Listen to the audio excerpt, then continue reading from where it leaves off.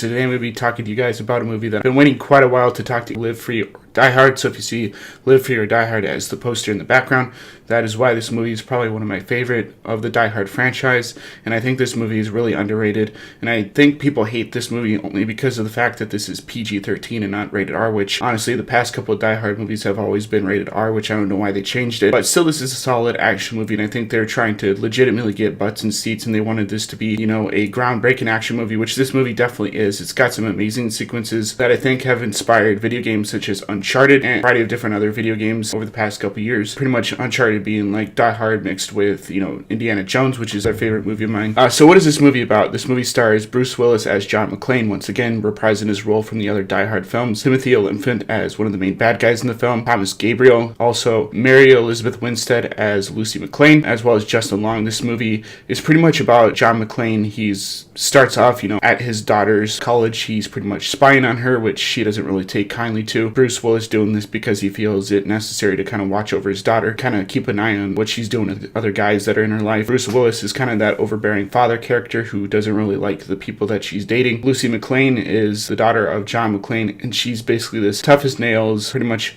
the same exact person that John McClane is, only a female version of her. She's stubborn. She doesn't really like talking with her family anymore because of what happened with the divorce and everything between John McClane and Holly McClane. And so eventually John McClane gets called in by one of his subordinates, and they tell him that he needs to escort a kid to a different part of the country because apparently there's cyber warfare attack going on within the country, and John McClane needs to take this kid into custody so that they don't get him next. Pretty much the other people that were involved in this project, which got axed by their computers, their various methods that the terrorists to deal with the situation. Timothy Olyphant, he really hates the government because he got kicked out of a project that was dealing with cybersecurity, and he warned everybody pretty much that a major cyber threat was on the way, and that if they didn't do anything, it was going to be pretty bad. So he takes matters into his own hands, and this leads John McClane to fight him in various different action sequences, which are spectacular. There's a sequence where in the beginning of the film, John McClane is going after Justin Long's character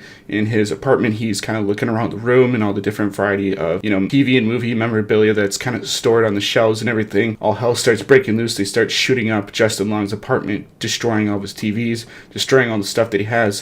One of the Terminator statues that he has falls off his desk and hits his computer, which causes an explosion. This leads to an all-out fight within Justin Long's apartment, and one of these insane parkour guys, I forget the name of the actor who's done that, but he's done things for like Assassin's Creed and other parkour type movies, and he leaps across from one building complex to the other, which he lives next to another building complex, and the guy goes in there and assaults Justin Long, trying to get him.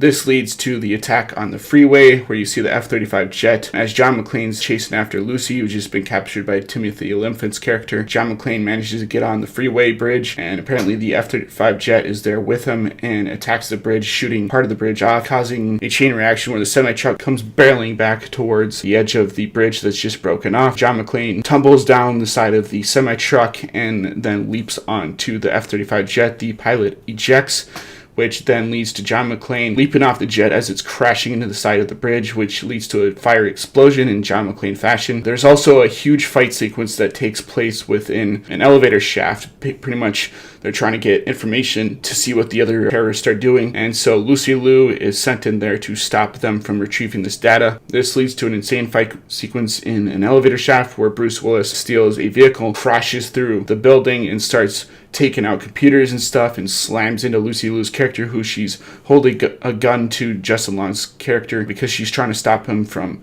inserting a virus to Timothy Olyphant's character. This leads to the sequence where the vehicle slams into the elevator shaft wall. John McClane fights Lucy Liu's character and kicks her down the elevator shaft, and then the vehicle itself kind of falls down into the elevator shaft and explodes as well, pretty much bringing the demise of Lucy Liu's character within the film. John McClane manages to survive as Justin Long smacks one of the bad guys that's trying to shoot at John McClane from up top, and he falls down the elevator shaft as well. Eventually, Thomas Gabriel, pissed off that John McClane has killed his girlfriend, sends kind of like a gas mixture towards John McClane and Justin Long's character. This prompts them to go downstairs and get into a van, and the explosion pretty much rocks the van into the side of a wall.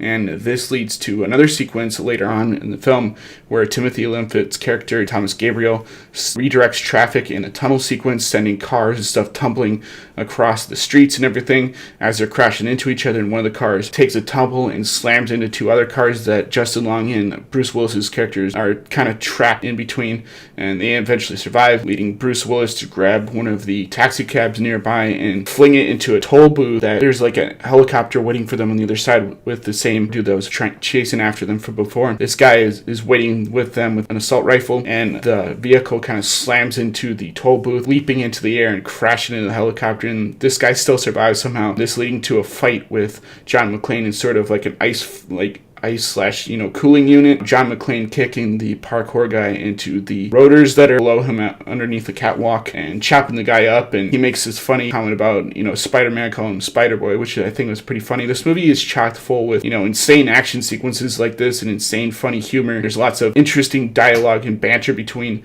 John McClane and this character named the Warlock, played by Kevin Smith. Kevin Smith being this nerd that has sort of like a gigantic command center, as he calls it, in his basement. So pretty much if the apocalypse happens, Warlock will be able to communicate with anybody in the outside world, and he generally fears for this. This guy is kind of like a gaming nerd as well, so he's like computer monitors stretched too much across his wall. And this is probably one of the funniest moments where Kevin Smith's like, "Oh, you a fan of the Fett?" And then Bruce Willis is like, "No, I was always a Star Wars guy." And then Kevin Smith just goes off on him because he doesn't really know a single thing about Star Wars. This movie is really awesome. I want to keep things as vague as possible. I really think that if you guys are looking for a really cool Die Hard movie, that you guys should definitely go see this film. This is one of my favorite Die Hards in the franchise, and every once in a while I'll come and put this on just because this movie is just fantastic. I think the dialogue, the action sequences, the visual effects for the time that this movie came out were fantastic. I think that if you guys really want a cool action movie, you should definitely check this out. And this movie, I think, definitely did inspire a lot of what happened in Uncharted, because Uncharted has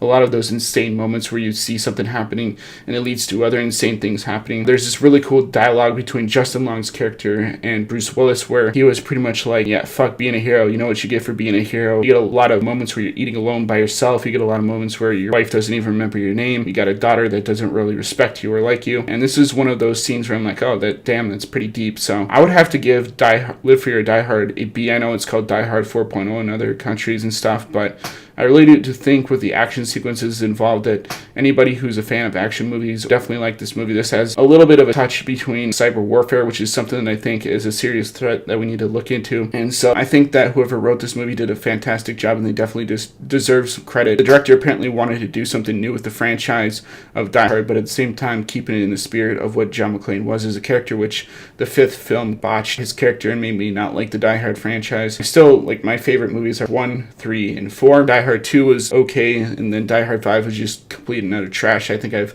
pretty much touched on my feelings for Die Hard 5 in my previous review. So I would have to give Live Free or Die Hard probably about a B. It's definitely not an A movie. The fact that they changed the hardcore R rating to the PG-13 rating really turned me off as a fan of the franchise. Not enough to where, I hated it, because eventually they came out with the Live Free or Die Hard director's cut on DVD, which it kind of sucks that it's not on Blu-ray, because I would definitely like to check it out on high definition so I could just rewatch that again. But, it's cool to see him say yippee-ki-yay, motherfucker, towards the end of the scene where he was going to fight and kill Thomas Gabriel. They cheapened that out by not putting in there. I'm like, you could put at least one swear word in a PG-13 movie and get away with it, and that was the scene that they could have gotten away with it. Overall, this is a fantastic movie. I can't give this movie more props, so I definitely think that if this is on Netflix or something, or on any streaming service, or if you can buy this movie, you won't be disappointed by the plot and the action sequences that follow. I know some people give it crap for turning John McClane into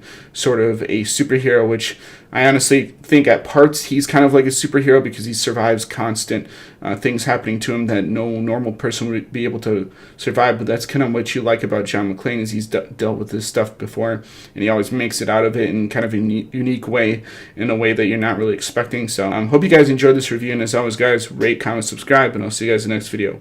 Peace.